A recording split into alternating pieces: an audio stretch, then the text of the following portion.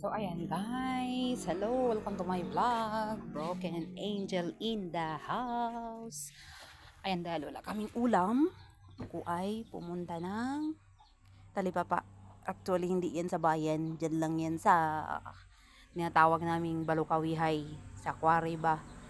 Oo, may nagtitinda dyan ng mga isda sa tabi-tabi. Ayan, ayan. Hindi ko alam kung anong isda yan. Basta nilinisan ko na. Pero ito yung naalala ko, ito yung paboritong isda ng lola ko. Ayan. Nilinisan ko na, tinanggal ko yung hasang, tinanggal ko yung pituka. Ayan na. Nilagay ko sa malaking lalagyan.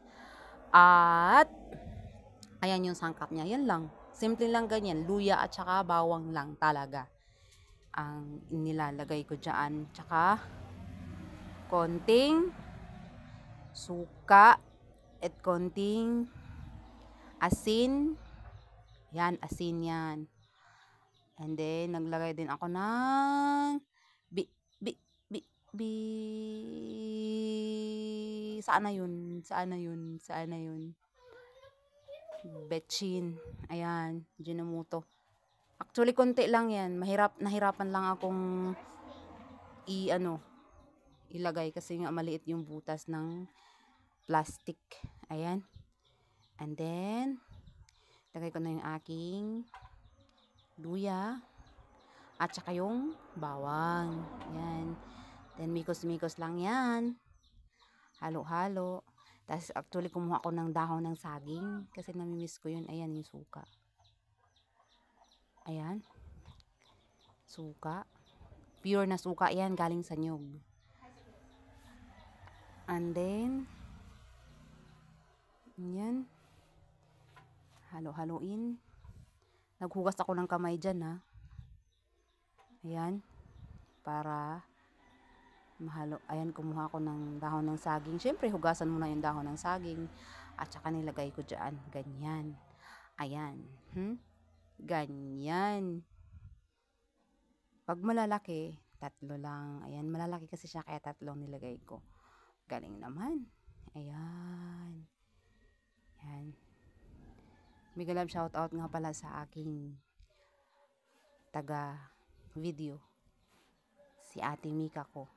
Ayan. Ayan. Malalaki siya. Actually, masarap siyang hindi ko lang alam kung anong pangalan ng na to, ng isda na to. Hindi ko na maalala. Kung alam niyo ang pangalan ng isda na to, comment down kasi hindi ko talaga kilala yan. Yung kilala ko lang isda yung dilis, yung tamban, bangus, tilapia. Yun lang yung kilala ko. Ayan. Sobrang malapad yung nakuha kong dahon kaya papalitan ko. Ayan. Palitan ko ng medyo maliit. Ayan. Ayan ang buhay namin sa probinsya. Ayan. Ayan. 4 siya kasi maliliit eh. Ayan. Galing. Ayan. Tapos, yung sobrang suka doon at saka yung sangkap. Lalagay ko dyan. Ayan. Tapos, ready to cook na siya. Lagyan ko ng kaunting tubig. Ayan. And then, kasi nag-request yung aking dalaga, lagyan daw ng kaunting sabaw. Ayan na. Kumulo na. And, wow. So, bango. Ang bango niya. Ayan guys. Welcome. Thank you nga pala sa panonood.